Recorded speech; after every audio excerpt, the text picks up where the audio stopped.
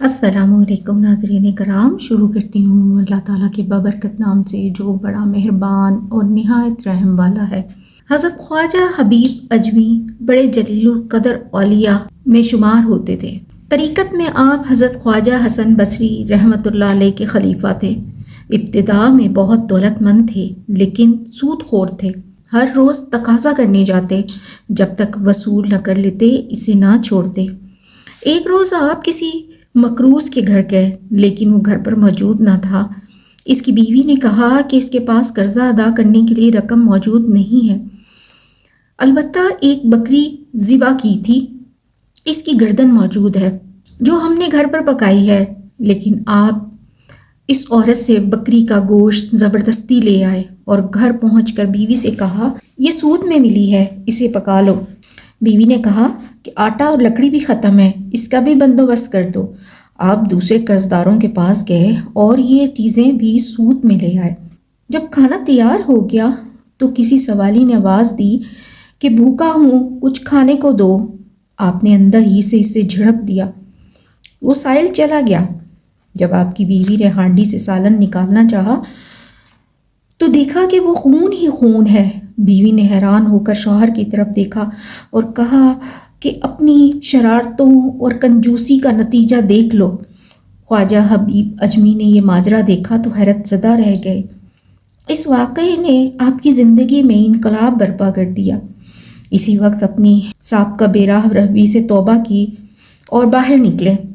راستے میں بچے کھیل رہے تھے، انہوں نے خواجہ صاحب کو دیکھ کر چلانا شروع کر دیا، ہٹ جاؤ، سود خور آ رہا ہے، ہم پر اس کی گرد بھی پڑ گئی تو ہم بھی ایسے ہی ہو جائیں گے۔ آپ نے یہ سنا تو تڑپ اٹھے، ندامت سے سر جھکا لیا، کہنے لگے اے پروردگار، بچوں تک تو نے میرا حال ظاہر فرما دیا۔ خواجہ حسن بصری رحمۃ اللہ علیہ کی خدمت میں حاضر ہو کر توبہ کی، سب قرض داروں کا قرض معاف کر دیا، اپنا سارا مال اور اسباب براہ خدا میں دے ڈالا، عبادت و ذکر الہی میں مصروف ہو گئے اور صائم الدہر اور قائم اللیل رہنے لگے۔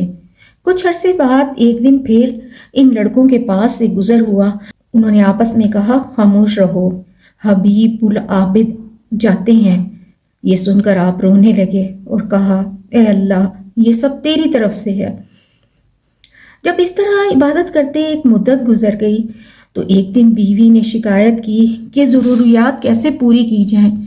آپ نے فرمایا کہ اچھا، کام پر جاتا ہوں، مزدوری جو ملے گی لے آؤں گا۔ چنانچہ آپ دن بھر گھر سے باہر رہ کر عبادت کرتے اور شام کو گھر واپس آ جاتے۔ بیوی انہیں خالی ہاتھ دیکھتی تو کہتی کہ یہ کیا معاملہ ہے؟ آپ فرماتے میں کام کر رہا ہوں، جس کا کام کر رہا ہوں وہ بڑا سخی ہے، کہتا ہے وقت آنے پر خود ہی اجرت دے دیا کروں گا، فکر نہ کرو، لہٰذا مجھے اس سے مانگتے ہوئے شرم آتی ہے۔ وہ کہتا ہے ہر 10ویں روز میں مزدوری دیا کروں گا۔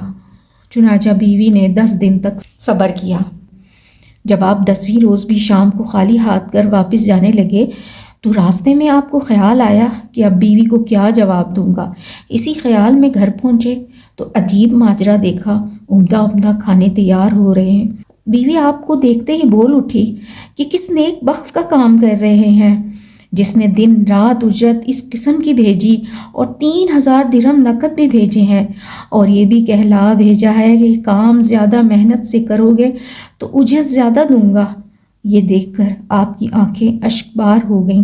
خیال گزرا کہ خدا تعالیٰ نے ایک گناہگار بندے کی 10 روز کی عبادت کا یہ صلہ دیا، اگر زیادہ حضور قلب سے عبادت کروں تو نہ جانے کیا کچھ دے۔ یہ خیال آتے ہی دنیا سے بالکل الگ ہو گئے اور ایسی عبادتیں اور ریاضتیں کی کہ اسرار الہی بے نقاب ہو گئے، عنایات الہی کا نزول شروع ہو گیا اور آپ مستجاب الدعوات کا درجہ حاصل کر گئے۔ بنی اسرائیل کے زمانے میں 3 نامی گرامی قاضی تھے جن کی خدا نے جانچ کرنا چاہی، اور 2 آدمیوں کو بھیجا جن میں ایک گھوڑی پر سوار تھا جس کی بچڑی اس کے ساتھ تھی، دوسرا گائے پر سوار تھا۔ گائے والے نے گھوڑی کی بچڑی کو بلایا اور وہ اس کے ساتھ لگ گئی۔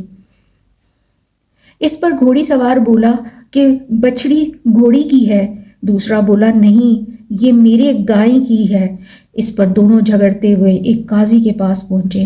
دونوں نے اپنے دعوے کے ثبوت میں دلیلیں پیش کی، لیکن مگر گائے والے نے پہلے سے قاضی کی مٹھی گرم کر دی اور رشوت کے طور پر اس کی جیب میں کافی رقم ڈال دی، جس کا اثر یہ ہوا کہ قاضی صاحب نے فیصلہ اس کے حق میں کر دیا کہ بچڑی گائے کی ہے۔